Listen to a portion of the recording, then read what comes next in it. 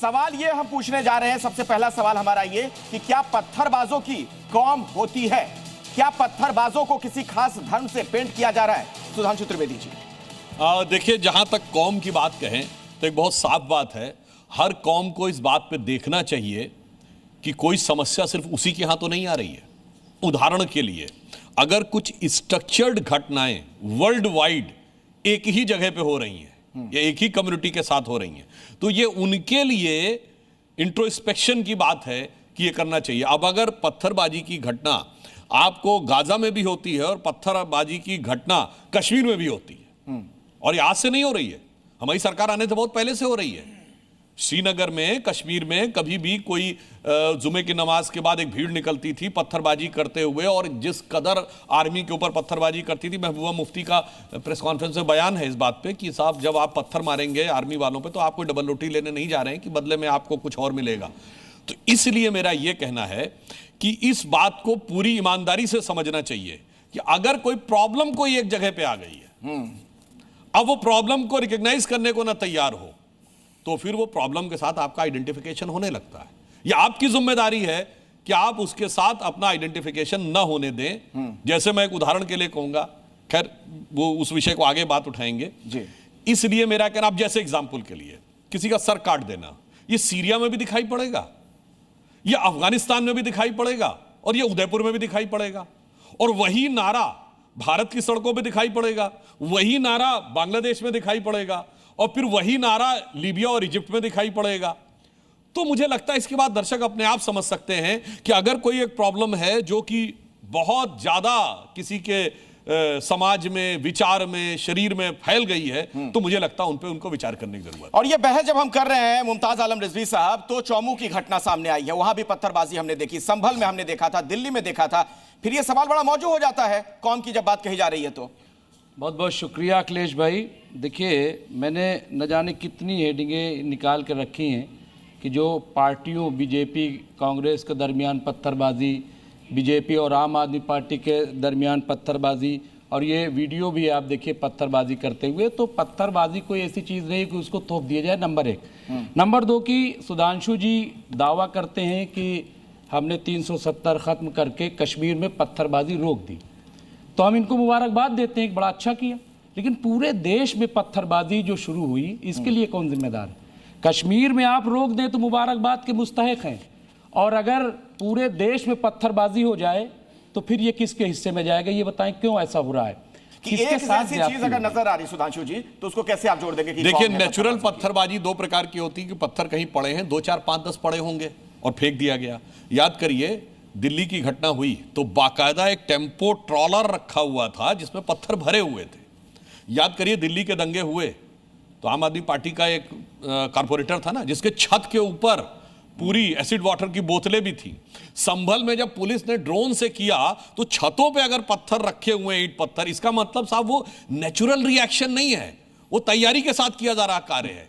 इसलिए इस बात को समझने की जरूरत है। और जहां तक आपने कहा कि साहब पूरी दुनिया में, तो मैं फिर पूरी बात ये ईमानदारी से बात करें। चलिए साहब, आप कहेंगे साहब इंडिया में जो प्रॉब्लम है वो बीजेपी आरएसएस के कट्टरपंथ की वजह से है। ये बताइए, बांग्लादेश में तो कोई बीजेपी आरएसएस नहीं है। अब आइए, बर्मा में ये बुद्धिस्ट विहारों के साथ किस बात की लड़ाई है? बौद्ध विहारों पे कौन अटैक कर रहा है? रोहिंग्या मुसलमान या कोई आरएसएस बीजेपी वाले जाके कर रहे हैं? ये बताइए, श्रीलंका में मात्र 3 साल पहले उल्टा बोल रहे हैं। अरे साहब, उसी में पूरी बात पूरी सुनिए, सब समझ में आ जाएगा। पलट दीजिए। श्रीलंका में उस पे अटैक, मैं पूरी बात कह रहा हूं, आपको ये लगता ना अटैक, आप ये भी बात कह रहे हो। श्रीलंका में ईस्टर संडे पे बम विस्फोट होता है, ईसाइयों के त्योहार पे, उसमें भी पाकिस्तानी मौलाना पकड़े जाते हैं। वो साहब कौन कर रहा है? अब आइए, चाइना के सिक्किम प्रोविंस में कम्युनिस्टों से लड़ाई है। अब आइए साहब, चेचेनिया में रूसियों से लड़ाई है। आर्मेनिया, उसमें बोस्निया हर्जेगोविना में सर्बों से लड़ाई है। इथोपिया में अफ्रीकियों से लड़ाई है। फिलिस्तीन में यहूदियों से लड़ाई है। और यूरोप में लंदन, मैड्रिड, ब्रिस्बेन के जो बमबार्डिंग हो रही है या बम विस्फोट हो रहे हैं, वहां ईसाइयों से लड़ाई है। 9/11 से लेकर सिडनी तक जो हो रहा है, वहां भी लड़ाई है। तो भाई साहब, मैं सिर्फ ये पूछना चाहता हूं, आप कह रहे हैं दूसरी पार्टी लड़ने वाली चाहे जो भी हो, ये पहली पार्टी आप क्यों बने हुए हैं? जिसे कहते हैं ना, धुम धुम धड़म धड़ैया रे, सबसे बड़े लड़ैया रे। तो यह सोच करने की जरूरत है कि पार्टी नंबर 2 कोई भी हो, वो कम्युनिस्ट हो, बुद्धिस्ट हो, ज्यूज हो, हिंदू हो, क्रिश्चियन हो, सबसे लड़ने के बारे में। इसलिए, और उसका उल्टा देखिए, तो भाई साहब 57 मुस्लिम देश हैं, जिसमें 12 तो करीब ऐसे जिन पे कि पैसा बरस रहा है, और उसके बावजूद कोविड वैक्सीन के ट्रायल में एक भी मुस्लिम देश ने फर्स्ट स्टेज का भी ट्रायल नहीं किया। आपने कहा हथियार एक समान है, इस पर पाकिस्तान के एक थिंकर हैं, उनका यूट्यूब पे वीडियो अवेलेबल, जाके देख लीजिएगा। उन्होंने कहा हथियार तो छोड़िए, बंदूक तो छोड़िए, आज तक एक बाल पेन की निब तक नहीं बनाई जा सकी है। उन्होंने बोला है, उन्होंने कहा है जी, उन्होंने ये कहा कि अगर सिविलाइजेशनल लड़ाई है तो ठीक है, वो अपने हिसाब से जो सही गलत कर रहे हैं, आप क्या कर रहे हैं? उसने कहा आप कार का वाइपर नहीं बना पाए। उसने कहा जो हथियार लेते हैं वो किससे लेते हैं? काफिरों से। आपको पता है, आप वेस्टर्न कंट्री से लेते हैं। देखा होगा ना, ईरान की विजिट उनको करवा दीजिए। नहीं सुनिए तो, और उज्बेकिस्तान की विजिट करा दीजिए तो उनको पता चल जाएगा। तो मैं वही तो आपसे कहना चाह रहा हूं। जाहिलों का आप क्यों, आप तो पढ़े लिखे जाहिलों का भैया, मैं वही तो आपसे बात बता रहा हूं। जाहिलों के पक्ष में आप लोग खड़े हैं, वरना मैंने पूरी दुनिया का उदाहरण बताया। अब आप पूरी दुनिया के उदाहरण बता दीजिए कि आपने हर जगह ये कहा। अब देखिए प्रॉब्लम क्या है कि आदमी को जगह जगह फुंसियां हो रही हो। एक मिनट, ये प्रॉब्लम क्या है? यहां पे फुंसी हुई, ओ यहां कुछ गड़बड़ होगा, यहां पे फुंसी हुई, यहां पे कुछ गड़बड़ होगा, पैर में फुंसी हुई। अरे साहब, पूरे बदन में इंफेक्शन है, एंटीवायरस दवा खाइए, तब जाके ठीक होगा। वो आप मानने को तैयार हैं। थोड़ा सा त्रिवेदी साहब ने, ये पढ़े लिखे आदमी हैं, इनको हिंदी, अंग्रेजी, संस्कृत, अरबी और ज़्यादा इंग्लिश का सबका नॉलेज है, सब कुछ है। इनकी बात में दम है, और इन्होंने वही बात कही है कि जो अंग्रेजी मीडिया मुसलमानों के ताल्लुक से जो बम फोड़े जाते हैं, दुनिया भर के नाम ले लिए, फिलीपींस और चेचनिया और हमारा लाल किला, क्या क्या, इसकी वजह क्या कहते हैं? उन्होंने फ्रेज बना लिए, all the Muslims are not terrorist but all the terrorist are Muslims. ये हमें अपने आप भी देखना होगा, ये क्यों हो रहा है। इन्होंने सारी चीज़ें गिना दी, ठीक है। अच्छा, एक चीज़ और बता दूं, इनमें ना तो बुद्धिस्ट का नाम आता है, ना ईसाइयों का एक टाइम पे वो कर रहे थे आयरलैंड में, अब नहीं आता, हिंदुओं का भी नहीं आता। अल्लाह करे कोई भी टेररिस्ट ना बने, लेकिन ये क्यों होता है? इसमें हमें अपने अंदर झांकना होगा, हमें बाजारों में निकलना होगा। और एक चीज़ मैं और बता दूं आपको, त्रिवेदी जी, बड़ी अहम चीज़ है, सरकार को, मोदी जी को पहुंचा दीजिए। जब भी कोई बम कांड होता है तो हमारे जैसे मुसलमान या इनके जैसे मुसलमान, हम सब संस्कारवादी राष्ट्रवादी मुसलमान हैं 99%। हमसे मांगा जाता है वफादारी का सर्टिफिकेट, तो हम सब जो हैं एक ही प्लेटफॉर्म पे हैं। तो ये चीजें देखिए, हिंदुस्तान बहुत तेज गाम रफ्तार से, एक मिनट अखिलेश जी रोकिए मत, छोटे में हाँ हो गया। हिंदुस्तान बड़ी तेज गाम रफ्तार से अब जगत गुरु बनने वाला है। ये स्पीड ब्रेकर नहीं लगने चाहिए, इनसे बचना चाहिए। बहुत अच्छी बात। और इसी के साथ अगले सवाल की ओर मैं बढ़ूंगा। अगला सवाल क्या है, जरा उस पर भी नजर डालिए। आपके पीछे देखिए सवाल हम क्या पूछने जा रहे हैं, इस चर्चा में आगे बढ़ाते हुए।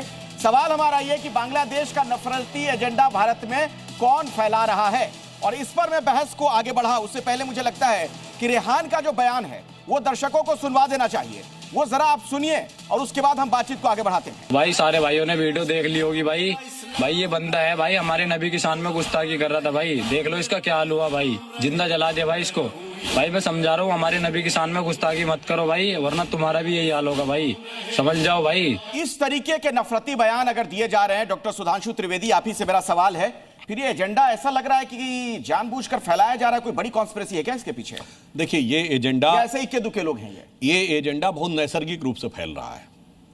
सिर्फ आपने बांग्लादेश की ये घटना बताई तो वो तो कह रहे हैं, तो उदयपुर में तो कन्हैयालाल साहू का सर काट दिया था ना, कहीं कोई किंतु परंतु की बात नहीं थी। और उसके बाद आप देखिए, इसी भारत में, अब भारत की बात करते हैं, केरल में हमास के समर्थन में रैली का वीडियो अवेलेबल है। इसी भारत में 2023 में मध्य प्रदेश चुनाव में बुरहानपुर विधानसभा में कांग्रेस की कैंडिडेट हमास के समर्थन में भाषण दे रही हैं। इसी भारत में 2024 के चुनाव में फर्रुखाबाद में समाजवादी पार्टी के मंच से वोट जिहाद की बात कही जाती है। इसी भारत में हिजबुल्लाह के समर्थन में श्रीनगर से लेके लखनऊ, भोपाल, हैदराबाद, सब तरफ रैलियां निकलती हैं। और मजे की बात क्या है, देखिए बड़ी सिंपल सी बात है, लोग कहते हैं साहब मुसलमानों में पढ़ाई लिखाई में पीछे हैं, डेवलपमेंट की बात होती है, तो मैं कहना चाहता हूं, वेस्ट बंगाल की सरकार ने 91 जातियों को ओबीसी में शामिल करने का रिकमेंडेशन किया, उसमें 77 मुस्लिम। तो हाई कोर्ट ने पूछा और जो पिछड़ा वर्ग आयोग ने पूछा कि ये 77 कैसे भाई, तो कहते हैं मतलब आप पूरी मुस्लिम कौम को इनडायरेक्टली उनके 95% लोगों को ओबीसी बना देना चाहते हैं। तो उन्होंने कहा कि साहब ऐसा था, ये कन्वर्ट होने से पहले ऐसे थे इसलिए हो रहे हैं। अब मान लीजिए इतनी आपने कहा फिर भी बैकवर्ड है, तो जब राम मंदिर का जजमेंट नहीं आया था तो लोग कहते थे वहां पुस्तकालय बनना चाहिए, स्मारक बनना चाहिए, हॉस्पिटल बनना चाहिए। कोई नहीं कह रहा है कि वो जो हुमायूं कबीर मस्जिद बनवा रहे हैं, लाखों लोग इकट्ठा हो रहे हैं, कोई कह रहा है भाई तुम तो बहुत बैकवर्ड हो, तुम तो पढ़ाई लिखाई में बहुत पीछे हो, हॉस्पिटल क्यों नहीं बनवा रहे हो, स्मारक क्यों नहीं बनवा रहे हो, पुस्तकालय क्यों नहीं बनवा रहे हो, कोई चीज। चलो 37 लाख एकड़ जमीन है वक्फ बोर्ड के पास, 37 स्कूल बताइए उस पे जो बने हो, 37 यूनिवर्सिटी उस पे जो बनी हो बताइए, 37 यतीम खाने, मुस्लिम बेवाओं के लिए कुछ बना हो तो बताइए, 37 हॉस्पिटल्स बने हो तो बताइए। इसलिए हम ये बात कहने का प्रयास कर रहे हैं कि जो फैक्ट है, ईमानदारी की बात यह है कि मुस्लिम समाज की एक थॉट प्रोसेस को हाईजैक कर लिया गया और उसके बाद उसको केवल निगेटिव। जैसे मैं एक एग्जांपल के लिए बता दूं, डॉक्टर कलाम थे, डॉक्टर कलाम से बड़ा साइंटिस्ट आलमे इस्लाम में पिछले 2-3 शताब्दियों में नहीं पैदा हुआ। भारत की बात छोड़ दीजिए, all over the Muslim world में। अब मैं चैलेंज करके कहता हूं, हमारे गवर्नर आरिफ मोहम्मद खान साहब, इनमें से कोई मौलाना आकर उनसे अरबी, फारसी, कुरान, हदीस किसी पे बात कर ले, इससे ज्यादा किसी को जानकारी नहीं रहती। मगर पढ़ा लिखा, काबिल और राष्ट्रवादी मुसलमान अच्छा नहीं लगता है, अपराधी और आतंकवादी मुसलमान अच्छा लगता है। ये प्रॉब्लम